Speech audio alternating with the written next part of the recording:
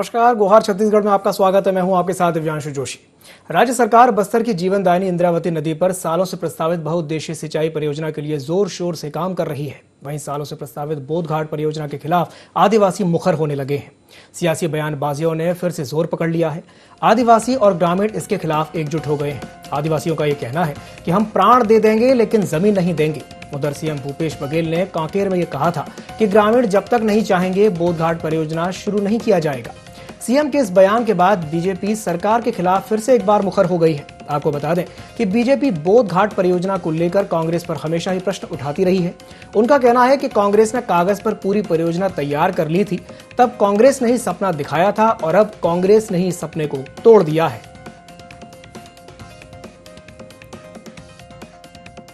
बोधघाट परियोजना पानी देने की बात तो छोड़ दीजिए, डीपीआर बना करके दिखा दीजिए। तब रविंद्र चौबे जी ने कहा कि हाँ, हम बना करके दिखाएंगे। मैं रविंद्र चौबे जी से भी पूछना चाहता हूँ कि आपका डीपीआर कहाँ है। मुख्यमंत्री इसमें पलटी मार रहे हैं कि वनवासियों की अब बात करते हैं कि वहाँ के लोगों की बात करते हैं। तो जब वहाँ के लोगों की बात करते हैं तो दहाड़ के विधानसभा में आपने बातें कही, वो कहाँ है आज। प्रारंभिक जो सर्वे होना चाहिए, ये सरकार सर्वे कराने में भी असफल रही है। 12 करोड़ रुपए खर्च हो गए लेकिन सर्वे नहीं हुआ, राशि का गोलमाल हो गया। आखिर जो काम कर नहीं सकते तो उसका डंका क्यों पीटना। और आज सीएम के पास में जवाब नहीं है तो सहारा ले रहे वनवासियों का। विधानसभा में जब कमिटमेंट मुख्यमंत्री का पूरा न कर सके, वो बाहर के कमिटमेंट में क्या पूरा करेंगे। पूरा करने के बाद छोड़ दीजिए, उसको किसी भी अंश को क्रियान्वयन करने में ये सरकार असफल साबित हुई। बोधघाट प्रोजेक्ट की बात की थी, लेकिन यहाँ के लोगों ने थोड़ा सा पिछले समय आंदोलन भी हुआ था, प्रदर्शन भी किए थे। मैंने एक निर्णय लिया कि जब तक कि यहाँ के लोग डिमांड नहीं करेंगे तब तक उसका निर्माण नहीं कराना है। लेकिन ये बात बिल्कुल सही है कि ये प्रदेश के हित में, बस्तर के हित में बहुत जरूरी है। जिस दिन बजट में बोधघाट को शामिल किया उसके पहले बस्तर संभाग के सभी सांसद और सभी माननीय विधायकों के साथ और तो और वहाँ के सबसे वरिष्ठतम नेता आदरणीय अरविंद नेताम जी को भी उस मीटिंग में हमने बुलाया था। उनसे चर्चा करने के बाद ही उस परियोजना के लिए बजट में आवंटन हमने रखा। और उस दिन भी हमने तय किया जब तक बस्तर के लोग चाहेंगे जब, तभी बोधघाट की परियोजना हम शुरू करेंगे।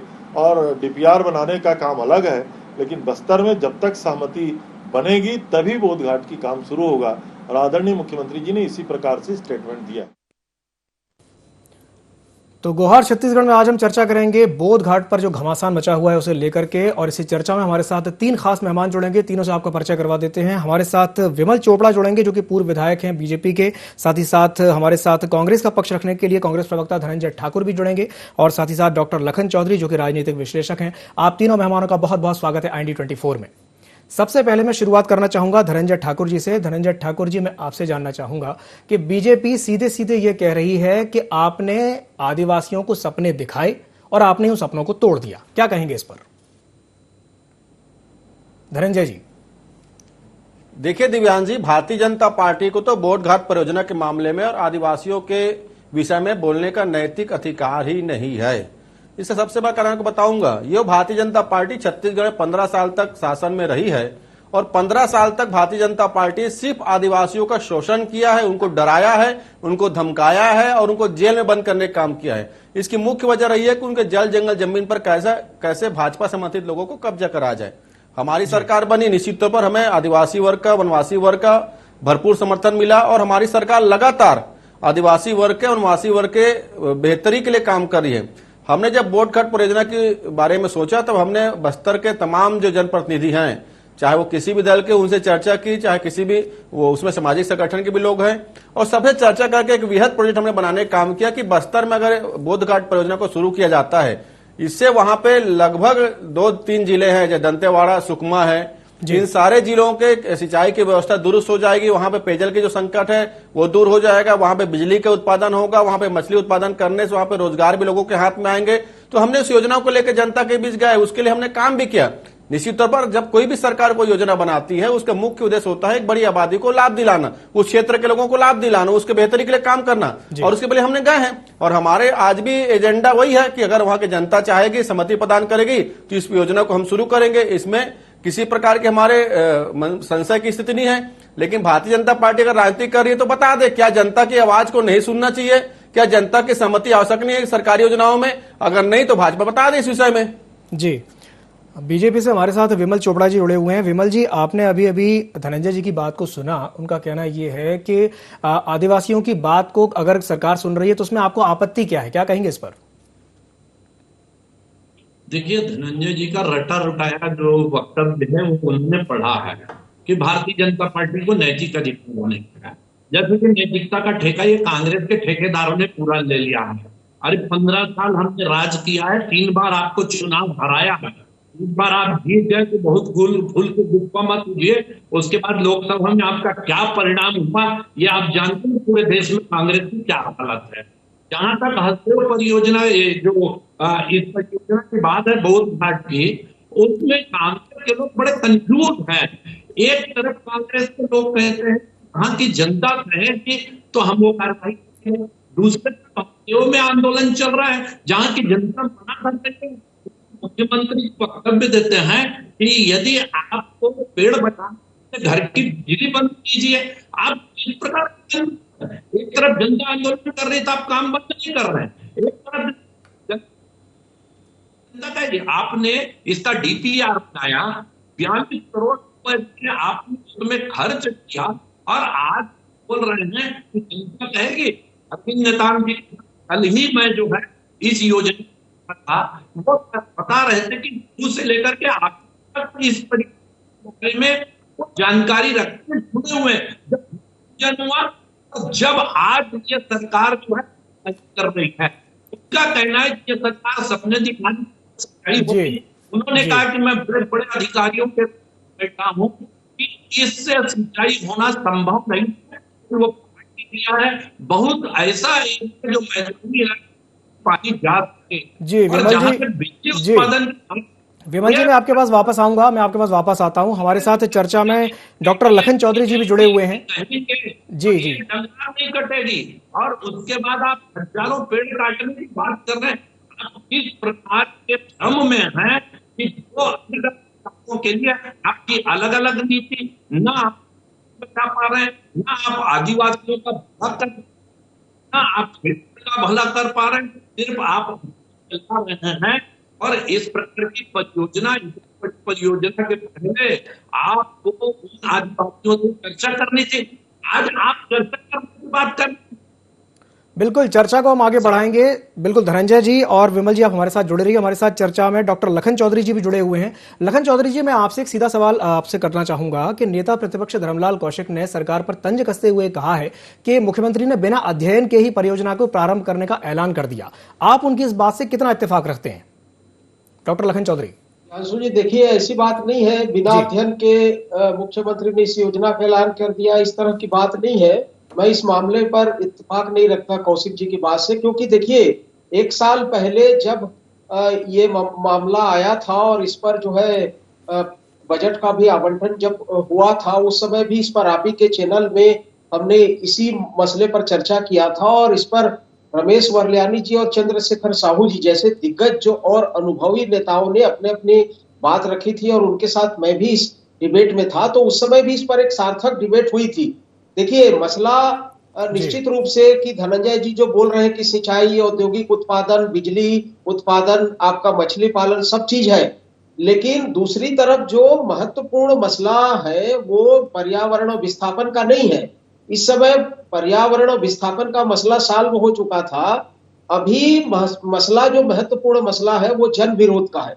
देखिए उस समय ये कहा गया था कि आपके दिग्गज अरविंद नेताम जैसे नेता और सारे बस्तर के जो जनप्रतिनिधि, सांसद और विधायक थे, उन्होंने जब इस योजना को लागू करने और चालू करने के लिए, बनाने के लिए सहमति दी थी, तो इस समय ऐसी कौन सी परिस्थिति बन गई जिसकी वजह से यही जनप्रतिनिधि विरोध कर रहे हैं, या जनप्रतिनिधि विरोध नहीं कर रहे हैं, जनप्रतिनिधि की आड़ में आम आदमी जिनको विस्थापित किया जाना है, जिनकी जमीनें उसमें जा रही हैं वो विरोध कर रही हैं। तो महत्वपूर्ण मसला ये है, देखिए दोनों दलों की बातें अपनी अपनी जगह सही है, लेकिन महत्वपूर्ण जो दिव्यांशु जी मामला इस समय ये इसलिए उभर रहा है तेजी के साथ क्योंकि हसदेव में पिछले कुछ महीनों से कहा जाए जिस तरह से मुखरता के साथ वहां के आदिवासी और स्थानीय लोग सरकार के हसदेव जो कोयला प्रोजेक्ट का विरोध कर रहे हैं, जिसमें बस्तर के भी बहुत सारे पत्रकार और बहुत सारे जो जनप्रतिनिधि हैं वो भी सरगुजा में शामिल है। अब बाबा के इस मामले में कूदने के बाद, हसदेव मामले में कूदने के बाद जो है इस मामले में एक नया मोड़ आया है। भूपेश बघेल ने तत्काल जो है बाबा की बात का समर्थन करते हुए उस हसदेव प्रोजेक्ट को रोकने की बात कही है। इसलिए एकाएक ये जो बोधघाट का जो मामला है वो सुर्खियों में आ गया है। अब लगने लगा है वहां के भी स्थानीय आदिवासियों को, स्थानीय लोगों को और जो इस विस्थापन में जिनकी जमीनें जा रही हैं, जो पुनर्वास में जिनको प्रभावित होना है, उनको भी अब लगने लगा है कि हसदेव की तरह हम भी यदि तगड़ा विरोध करेंगे तो हो सकता है कि ये प्रोजेक्ट रुक जाए। तो महत्वपूर्ण मसला ये है, महत्वपूर्ण मसला दूसरा ये नहीं है कि कौशिक जी जो कह रहे हैं, भाई देखिए डीपीआर नहीं बना ठीक है, लेकिन उस समय तो सारे जनप्रतिनिधियों ने सहमति दी थी इस योजना के लिए। सरकार इसलिए इस योजना को आगे बढ़ी थी और 12 करोड़ का आवंटन किया था। तो महत्वपूर्ण मसला जन विरोध का है, पर्यावरण और विस्थापन का मसला यहाँ पर नहीं है। महत्वपूर्ण मसला जन विरोध का है और जन विरोध को सपोर्ट हसदेव से मिल रहा है, जो कि पिछले 3-4 दिनों से ये घटना घटित हुई है। बिल्कुल बिल्कुल बिल्कुल सही कहा आपने कि महत्वपूर्ण जो मसला है वो जन विरोध का है। और इस पर मैं प्रतिक्रिया लेना चाहूंगा धनंजय ठाकुर जी की। धनंजय जी, आपने अभी अभी डॉक्टर लखन चौधरी जी की बात को सुना, उनका कहना यह है कि जो महत्वपूर्ण मसला है वो जन विरोध का है। इस पर क्या कहेंगे आप? मैंने आपको स्पष्ट कहा ना, ये जो सरकार ने जो प्रोजेक्ट बनाया था वो बस्तर की जनता का, खास करके दंतेवाड़ा सुकमा और वहां के जो दंतेवाड़ा सुकमा के जो जिले के जो लोग हैं उनको सिंचाई व्यवस्था देने के लिए बनाया था। तो स्वाभाविक सी बात है बीजापुर की जनता को इसको लाभ मिलता। हम तो जिसके लिए हम इस चीजों को बना रहे हैं, अगर उसमें सहमत नहीं होते हैं तो हमारी सरकार का स्पष्ट मानना है जब वो सहमति प्रदान करेंगे तब इस परियोजना को हम शुरू कर देंगे। और सरकार का दायित्व तो बनता है, क्योंकि जिस जनता ने आपको चुना है उस जनता की अगर आवाज को आप नहीं सुनेंगे ये कैसे संभव है? जिस प्रकार से नरेंद्र मोदी जी की सरकार केंद्र में बैठी हुई है वो जनता की आवाज नहीं सुनती है। उन्होंने लेकर आया था 3 काले कृषि कानून, उन्होंने लेकर आया था ना उस काले कानून को, पूरे देश भर के किसान उसके विरोध में खड़े हुए थे। 700 किसानों की शहादत हुई है और 14 महीना के आंदोलन के बाद जब उनको समझ में आया कि अब आंदोलन जो रुक नहीं रहा है तो ये जाके उसमें वापस लिए हैं। तो ये भारतीय जनता पार्टी का चरित्र है। जैसे विमल चोपड़ा जी ने, मैंने कहा कि इनको नैतिक अधिकार नहीं बोलने का, मैं दोबारा रिपीट करूंगा, इस विषय में इनको नैतिक अधिकार बोलने का नहीं है। 15 साल में इन्होंने सिंचाई के लिए छत्तीसगढ़ में कुछ नहीं किया, आदिवासियों के लिए कुछ नहीं किया। और अभी विमल चोपड़ा जी बोल भी रहे थे ना कि 15 साल हमने ऐसे राज नहीं किया है। इन्होंने राज किया डंडे के दम पर, इन्होंने राज किया आदिवासियों को मिले कानूनी अधिकारों का हनन करके, इन्होंने राज किया आदिवासियों को डरा धमका कर। हमारी सरकार जनता की सरकार है, हम सेवा कर रहे हैं और जनता की आवाज सुन रहे हैं। तो स्वाभाविक सी बात है अगर जनता वहां सहमति प्रदान करेगी उसी आधार पर हमारी सरकार निर्णय किया है इसे चालू करने का। तो भारतीय जनता पार्टी का चरित्र ही नहीं है कि लोकतंत्र में जनता की आवाज को सुनना। ये आदिवासी राजनीति कर रहे हैं और राजनीति के साथ साथ उन आदिवासी वर्ग जो वहां पे सहमति प्रदान नहीं करे एक प्रकार से उसका भी विरोध भारतीय जनता पार्टी कर रही है, जैसे 15 साल तक इन्होंने किया था। धनंजय जी, बीजेपी का कहना यह भी है कि आपके पास कोई ठोस पुनर्वास नीति नहीं है, इस पर क्या कहेंगे? क्या है आपकी पुनर्वास नीति वहां के जो आदिवासी हैं उनके लिए? देखिए, हमारी पुनर्वास नीति स्पष्ट है कि अगर वहां पे कहीं भी छत्तीसगढ़ में कहीं भी अगर भू अधिग्रहण किया जाएगा तो जो 2013 के भू अधिग्रहण नियम है उसके तहत हम वहां पुनर्वास देंगे। वैसे वहां पे जंगल का निर्माण किया जाएगा, वैसे उनको जमीनें दी जाएगी, उनको रोजगार दिया जाएगा। ये हमारी स्पष्ट नीति है पुनर्वास की। लेकिन सवाल ये उठता है ना कि आप जिसके लिए प्रोजेक्ट लेकर आए हैं अगर वो उसमें सहमत नहीं है तो स्वाभाविक सी बात उनकी सहमति का आपको इंतजार करना पड़ेगा। और हमारी सरकार जनता की आवाज सुनती है। हम नरेंद्र मोदी जी की सरकार की तरह, भाजपा की सरकार की तरह मनमानी नहीं करते हैं जो जनता की आवाज को सुनने के बजाय हठधर्मिता करे। और हमने कहा हम सेवा करने के लिए आए हैं, जनता की बात सुन रहे हैं और 15 साल तक राज करने के बाद इन्होंने स्वीकार कर लिया है। जी जी बिल्कुल बिल्कुल। मैं विमल जी से प्रतिक्रिया ले लेता हूं। विमल जी, वो कह रहे हैं कि आप तो हठधर्मिता कर रहे हैं, क्या कहेंगे इस पर? नहीं, देखिए ऐसा है, 3 कृषि कानूनों को इन्होंने काला कानून कहा। उसके बाद चुनाव में कांग्रेस की स्थिति क्या हुई ये बताने की जरूरत नहीं है और भारतीय जनता पार्टी ने विजय प्राप्त की। और भारतीय जनता पार्टी ने वहां की किसानों मौत पर भी हुई है, लाठीचार्ज नहीं किया। ये नए रायपुर धनंजय जी, उनको बोलने में दीजिए। मंत्रालय से 1 किलोमीटर दूर किसान बैठे, इनके बड़े मुख्यमंत्री मिलने नहीं जा बड़े सकते। कील ठोकवाए थे। 50-50 लाख रुपए का मुआवजा ये उत्तर बड़े प्रदेश में कील जाके ठोकवाए थे बांटते हैं। नरेंद्र मोदी धनंजय जी, उनको बोलने दीजिए, अपनी बात पूरी करने 5 दीजिए। लाख तक नहीं देते हैं। दूसरी बात मैं आपको बता दूं कि जनता कहेगी तो हम काम करेंगे। हसदेव परियोजना में क्या हो गया आपका?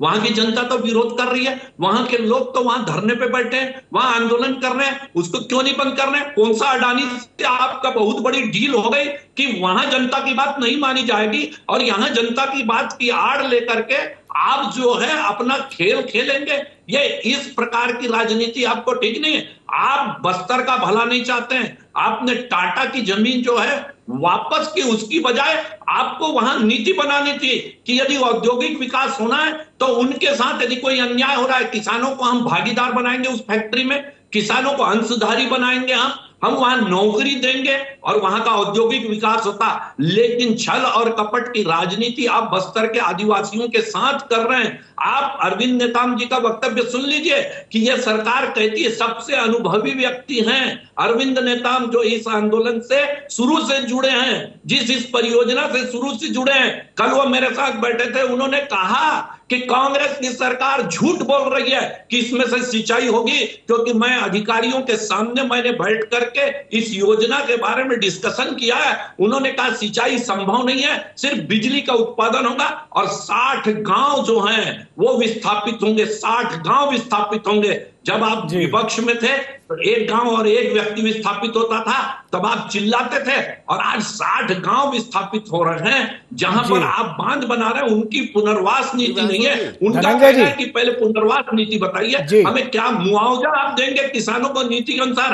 आपने बिल्कुल ये बिल्कुल वाजिब प्रश्न है आपका विमल जी कि क्या मुआवजा देंगे? आपने उनको मुआवजा कम कर दिया है आपने, और कहते हैं हम किसानों को मुआवजा देंगे 30%, 4 गुना देने की बजाय आप उनको 2.5 गुना दे रहे हैं। 150% जो है आपने काट दिया है। इस प्रकार से जो आप छल और कपट, चाहे आदिवासी हो चाहे किसान हो, उनके ऊपर लाठी चला रहे हैं। एक किसान की मौत हो गई, मुख्यमंत्री उस रास्ते से गुजरते नए रायपुर में, लेकिन किसान से मिलने नहीं जाते हैं। ये बड़ी हठधर्मिता है। भारतीय जनता पार्टी ने 18 राउंड की वार्ता की किसानों के साथ। विमल जी, अगर आपकी बात पूरी हो गई हो तो मैं प्रतिक्रिया ले लूं धनंजय जी से। धनंजय जी, विमल जी ने आप पर बहुत सारे आरोपों की बौछार कर दी है, क्या कहेंगे इस पर? धनंजय जी, इसने हम पे आरोप नहीं लगाया है दिव्यांशु जी, ये हम पे आरोप नहीं लगाया है। ये आज भी आदिवासियों के विरोध में खड़े हुए हैं।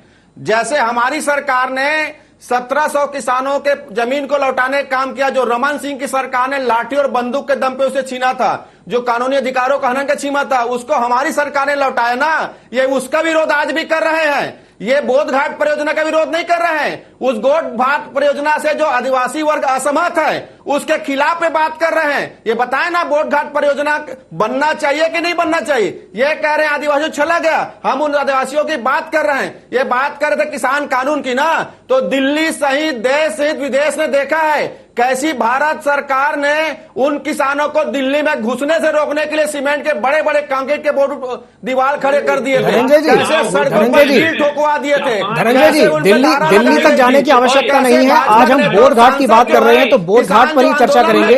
धनंजय जी, आतंकवादी, नक्सली, टुकड़े टुकड़े गैंग बोलते थे, ये देश ने देखा है। सुनिए ना दिवान जी, बात कर रहे थे अभी हसदेव की, तो हसदेव में किसने आवंटन किया? हसदेव को आवंटित किया नरेंद्र मोदी जी ने। 2015 में रमन सिंह सरकार में थे और भारतीय जनता पार्टी की सरकार राजस्थान में थी। उदयपुर के रेस्ट हाउस में कैसे फर्जी ग्राम बनाए दोनों ने मिलकर, जी को बोलने उसके आधार पर नरेंद्र मोदी ने उनको जारी किया।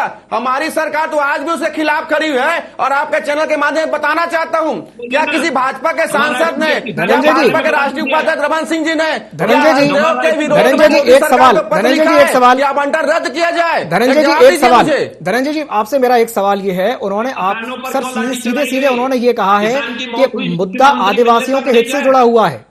धनंजय जी, मुद्दा आदिवासियों के हित से जुड़ा हुआ है, वो सीधे आप पर आरोप लगा रहे हैं। वो ये कह रहे हैं कि ये जो प्रोजेक्ट है इससे सिर्फ बिजली का उत्पादन होगा और आदिवासी विस्थापित हो जाएंगे। आपने अभी इतनी सारी बातें कही थी कि रोजगार मिलेगा, मछली पालन करेंगे, वो कह रहे हैं कि नहीं ये सब कुछ नहीं होगा। वो कह रहे हैं कि सिर्फ और सिर्फ बिजली बनेगी। इस पर क्या कहेंगे?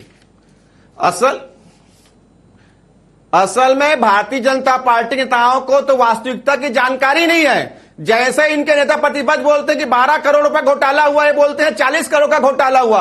अरे बोध घाट परियोजना पाले पढ़ लीजिए, ये कह रहे थे 60 गांव स्थापित हो जाएंगे, जबकि प्रोजेक्ट में मात्र 28 गांव विस्थापित होंगे, जिसमें से कुछ गांव आंशिक रूप से विस्थापित होंगे। इस प्रोजेक्ट से दंतेवाड़ा जिला के जो है ना, एक सेकंड दीजिएगा मुझे, दंतेवाड़ा जिला के लगभग 65% रकबा सिंचित होगा। उसके बाद सुकमा जिले के लगभग 60% जिला सिंचित होगा। बीजापुर जिले के 68% रकबा सिंचित होगा। और आपको गांवों के आंकड़ा बता देना चाहता हूं, दंतेवाड़ा के 151 गांवों को इससे लाभ मिलेगा, बीजापुर के 218 गांवों को इसका लाभ मिलता, सुकमा जिले के 90 गांवों को लाभ मिलता। यहां पे 500 मेगावाट की बिजली उत्पादन होती और साल में लगभग 5000 टन मछली का उत्पादन होता, जिससे उनको लाभ मिलता। फिर भी मैं कह रहा हूं, अगर वहां की जनता नहीं चाहती तो हम इस प्रोजेक्ट को रोक के रखे हुए हैं, जब तक उनकी सहमति नहीं मिलेगा। हमारी सरकार जनता की सरकार है, जनता की बात सुनती है। हमारी सरकार को नरेंद्र मोदी की तरह पूंजीपतियों की सरकार नहीं है, जहां 700 किसानों की शहादत हो जाती है, 14 माह तक किसान सड़कों में बैठे रहता है, बड़ी बात कही है और भाजपा के नेता आंदोलन। जी विमल जी, एक बड़ी बात धनंजय जी ने ये कही है कि अगर आदिवासी नहीं चाहेंगे तो हम इस प्रोजेक्ट को होल्ड भी कर रहे हैं। इस पर क्या कहेंगे? वो तो कह रहे हैं कि हम प्रोजेक्ट को होल्ड कर देंगे, क्या कहेंगे इस पर? देखिए, दो चीजें हैं जी कि अच्छा भला बुरा ये सरकार की समझने की ताकत ही नहीं है। आप पूरे दिन वहां पेड़ कटवा रहे हैं हसदेव में, और एक टीएस सिंहदेव बाबा बोलते हैं तो आपकी नीति परिवर्तित हो जाती है। जो देश हित में हो रहा था वो देश का अहित हो जाता है एक व्यक्ति के बोलने से। धनंजय जी उनको बोलने दीजिए, आपके सांसद क्या कर रहे हैं? धनंजय जी उनको अपनी बात पूरी करने दीजिए। 40 साल है उसको आप अध्ययन नहीं कर सकते, आप वहां के आदिवासियों से बात नहीं कर सकते।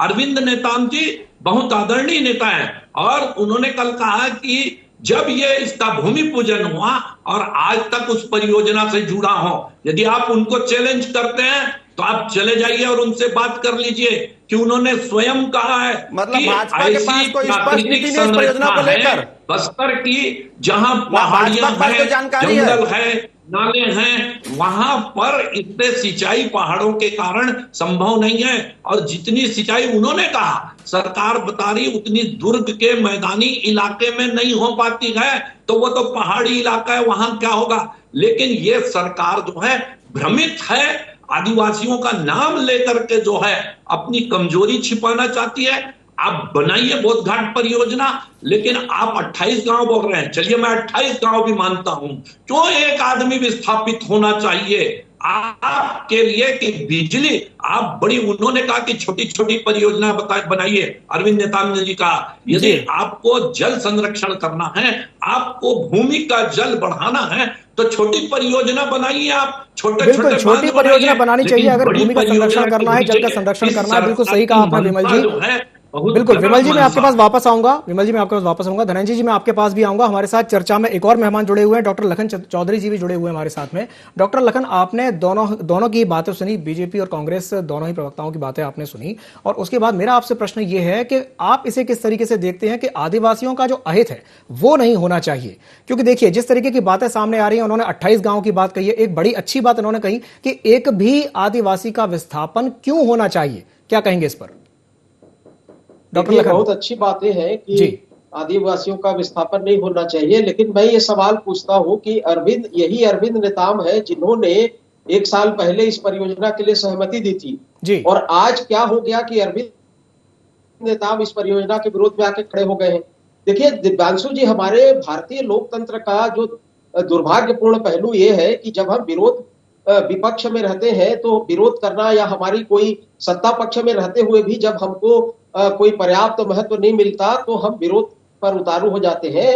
ये बड़ा दुर्भाग्यपूर्ण है। ठीक है कि आज आदिवासियों की ओर से जन विरोध हो रहा है और सरकार ने स्वीकार भी कर लिया है कि जन विरोध होगा, एक भी आदिवासी विरोध करेगा तो परियोजना को हम होल्ड कर देंगे, रोक देंगे। लेकिन महत्वपूर्ण बात ये नहीं है, महत्वपूर्ण बात यह है कि देखिए परियोजना अपने आप में अच्छी परियोजना है। बोध घाट परियोजना में मान लीजिए विमल चोपड़ा जी कह रहे थे कि इसमें सिंचाई बहुत कम होगा, चलिए हम 1 सेकंड के लिए मान लेते हैं कि सिंचाई इसमें बहुत कम होगा, तो भी आप देखिए कि बिजली उत्पादन भारी मात्रा में होगी। और आज आप देखिए कि हसदेव में कोयला जो उत्खनन पर जो या देश भर में आज संकट पिछले 1-1.5 महीना से जो है सारे ट्रेन रद्द हो रही है, कोयला उत्खनन को लेकर किस तरह कोहराम मचा हुआ है विदेशी कोयला को लेकर।